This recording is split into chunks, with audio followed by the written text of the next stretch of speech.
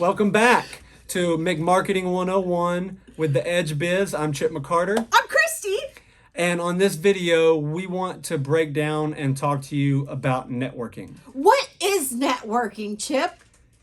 Getting out of your own comfort zone, getting out and meeting people, meeting new people, man. Meeting new people. That's networking. Yeah, your network defines your network.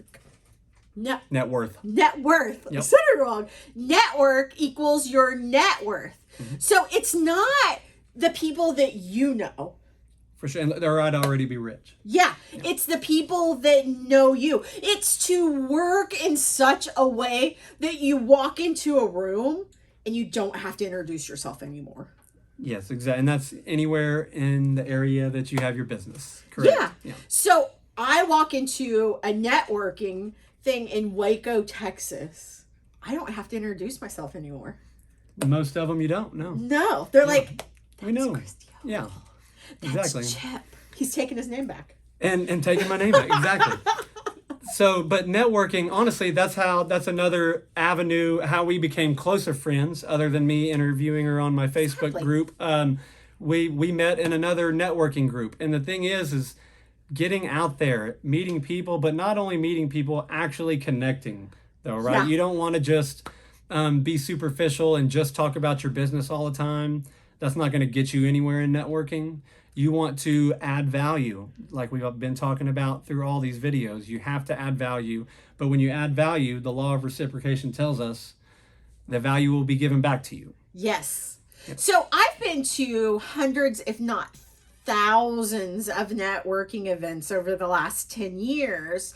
And what I found is some people will go into these networking events. This is where you take action to get people to know your product or service. You introduce yourself. It's the process of introducing your professional information to other people, and they in turn give you their professional information. But here's the thing, 95% of all the people at the networking events only care about themselves. They're singular minded. They think, I want to tell him about my business so that he'll buy from me, right? That's not what it's about. You want to develop relationships. There's 3 different forms of relationship. It's the selfish relationship. Mm-hmm. I want to sell to you so I make money. Mm-hmm. The second one is a mutual kind of relationship. You need a service. I have that service. I give it to you. You pay me. But the third and most special way to network is I anticipate your needs as my customer before you even know they're your needs. Kind of like what Amazon does on Facebook by retargeting ads to me. Like, I looked up the squirrel fingers, but I didn't purchase it the first time, but it kept retargeting me for the squirrel fingers. And I thought, well, I finally got to buy it, right? It kept hitting me with it over and over and over again because it knew that I needed it to show it to my boxers. You probably need it for your Doberman too. Yeah, probably not. But you have to do it over and over and over again. I did $120,000 from my networking event in 2020 when there was a global pandemic that shut down the entire economy. Mm-hmm. And my businesses should have been shut down. But since I networked, I had to transform it. It used to be face-to-face, business to business, customer to business to customer, B2C. But because I continued to network online, I continued to see that revenue come in. So I did over $120,000 last year. Over the last from 2013 to 2021, I've done 1.25 million in revenue from networking. Just through networking. Just through networking. What does that say to a marketer or a small business owner? But that's what they should be doing. Yes, networking. Yes, and you have to get out there. I knew when I quit my 9-to-5. This is kind of another funny Christy and Chip story. So when I quit my 9-to-5, it was like a Thursday. I took Friday and Saturday and Sunday off, but Monday morning I was going to hit the pavements as a business owner. not working for somebody else, just self-employed. And I got a message on my Facebook at like 7 a.m. saying, hey, there's this networking group that's going to meet here at this time. Here's the link. Go check it out. This is what it costs. And I had already spoken to her a couple times about it and spoken to another friend a couple times about it. So like half asleep, I didn't second guess myself. For one, I do pride myself on imperfect action, man. I just take the action because I know I won't do it the more I think about it. So I went ahead and paid and joined a group that I had no clue what I was getting into. And I actually thought that I had paid and joined another group. So when I showed up, it was kind of weird, but through that networking, that's what even got me started networking.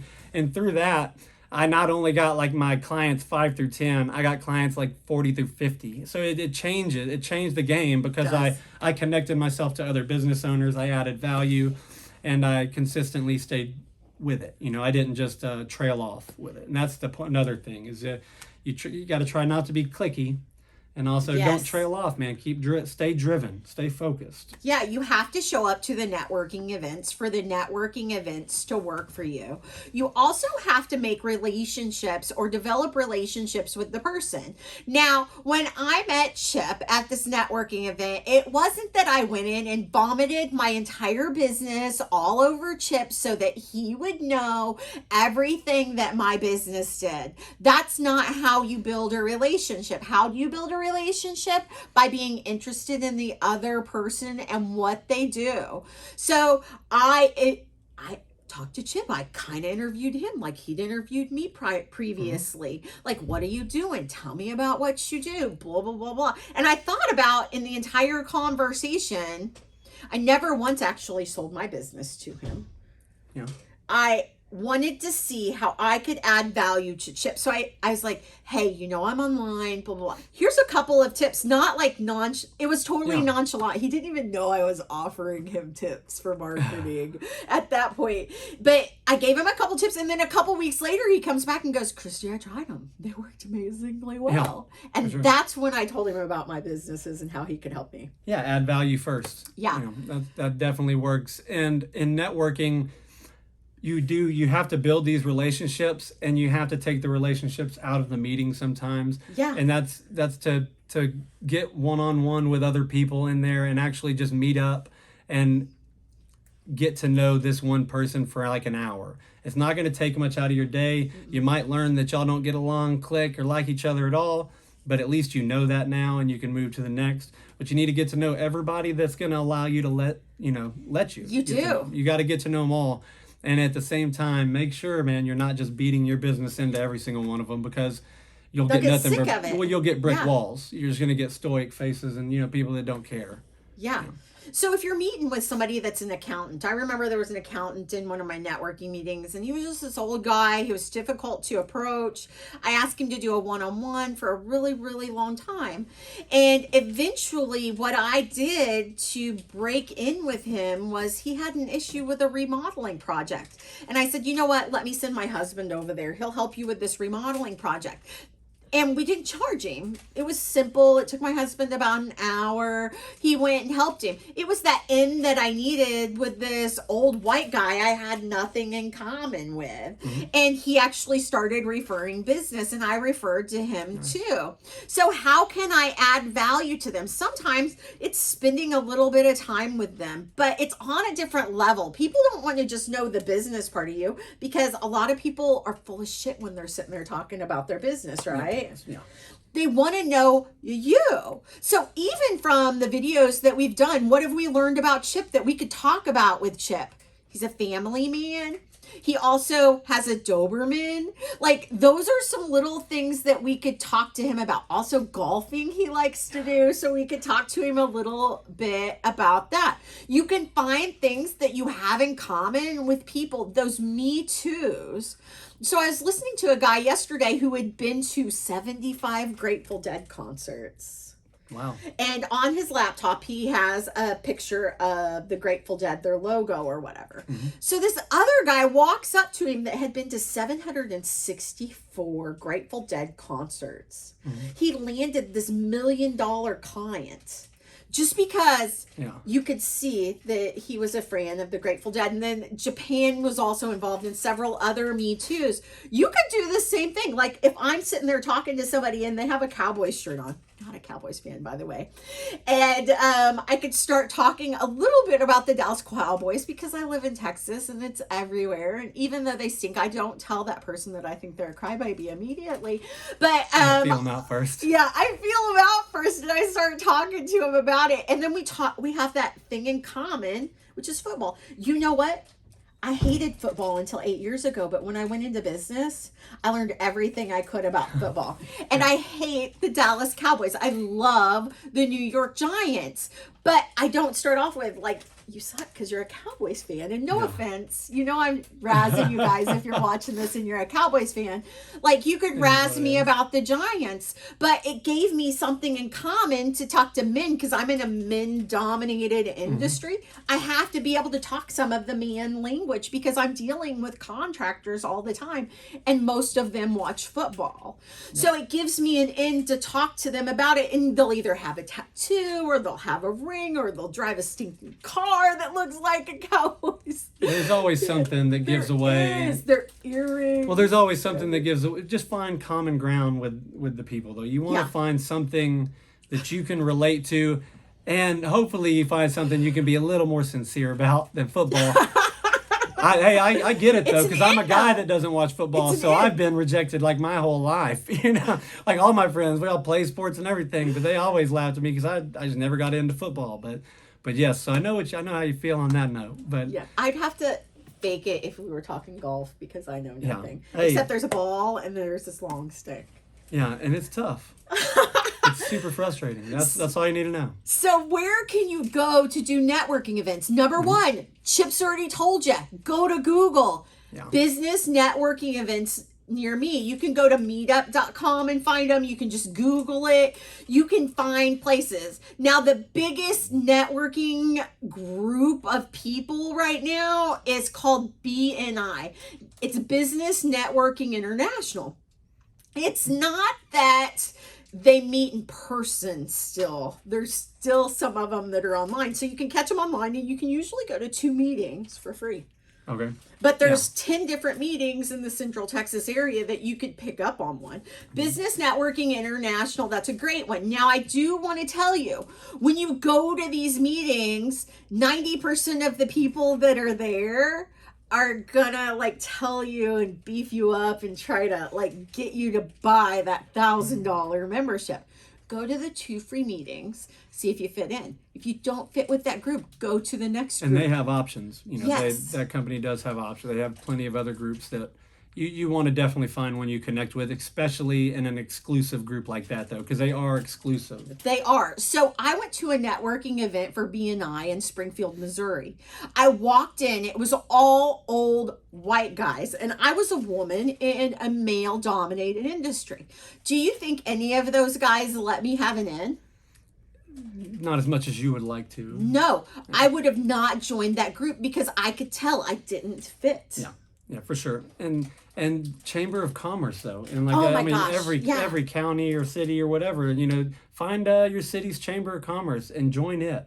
They're usually not as active when it comes to like teaching networking. No. I guess would be the best way to put These it. places that we're mentioning don't really educate you. Yeah, It's all about what can you do for me? Yes. What can you do for me? Who can you introduce me to? Because when you join one of these networking events, what happens is you create these raving fans instantly, 20, 25 people. Chamber of Commerce's, though, can have hundreds of people. Yeah, they have a lot more people, and it's a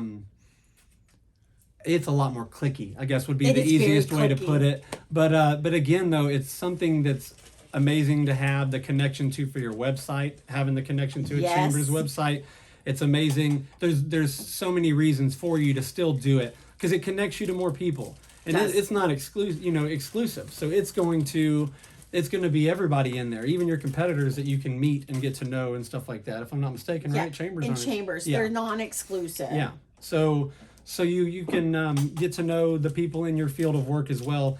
The Chambers of Commerce, they're definitely something that if you can justify the finances, you should do. Yeah. And so BNI does cost money to get involved in, but you can go to 2 of their events for free. Chambers of Commerce, you can go and check out those events for relatively inexpensive, $10 or $20 for your lunch. But the thing to remember is those raving fans. So they actually open, if it's a good group, with a BNI or a good networking group, they will open their book of business to you. I only saw this happen about 10% of the time because most people are really, I mean, most of us, the number one used word in all telephone conversations is I. That's what they care about, right? But if you truly start working and develop relationships, they'll open your book of business. Imagine being a realtor and an insurance agent opening their book of business. Not that they're going to turn over the book of business to you. They're allowing you to work. But they're going, I'm looking for people that are wanting to buy houses. So if they want to refer to the house, they send it to this one realtor. Right? Yeah. So it can help you out tremendously. And I've made hundreds of thousands of dollars every year from networking events, and 1.25 million over the last 7 or 8 years.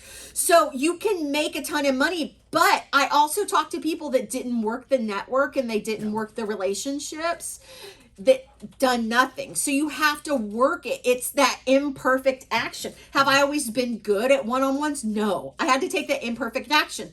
Show up early to these events, show up late, network with the people. Don't be like me in the first 5 years of my business. Get there, sit in the back, not talk to anyone, play on my phone, and then as soon as it's over, leave, because I didn't make any money that way. You have to work the network for it to work. Yeah. Stay out of the clicks. Oh my gosh, when I think of networking in Central Texas, there's 5 people's names that come up.